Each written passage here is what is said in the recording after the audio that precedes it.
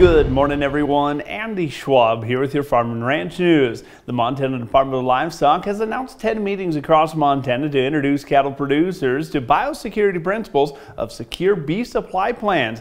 SBS plans outline specific measures that ranchers can employ to minimize the risk of either contracting or spreading infectious disease. State veterinarian Marty Zalewski said this program will teach producers how they can document that their herd is low risk and will help them move animals quicker during the disease event.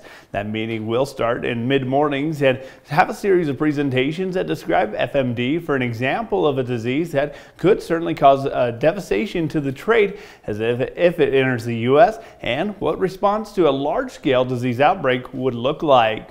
Well, the National Cattlemen's Beef Association condemned bicameral legislation this week that takes aim at the beef checkoff reform. In a press release from NCBA, they said that this legislation is nothing more than another attempt to allow activists to dictate producers. They added the checkoff's legality and current implementation has already been upheld by multiple federal courts, and last year the Supreme Court denied a petition challenging the checkoff. One group, however, that does appreciate the move was RCAF USA, as they say the OFF Act will provide the necessary accountability and transparency to prevent any misuse of producers' checkoff dollars. Well, that's all for Ag News, but join me right back here as we go over your markets here soon. We asked Montana farmer Walt Sales about the challenges of mental health in agriculture. Another drought, there always is. There's always going to be another something.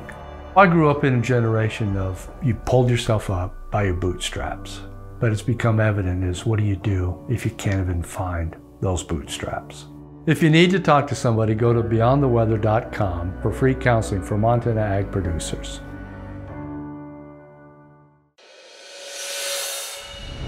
Welcome back, friends, to your Ag News and your markets. Montana Farmers Union Foundation opened their second year of grant applications yesterday. The grant program supports MFU Foundation's mission to create opportunities and contribute to the growth and enhancement of Montana agriculture and rural communities.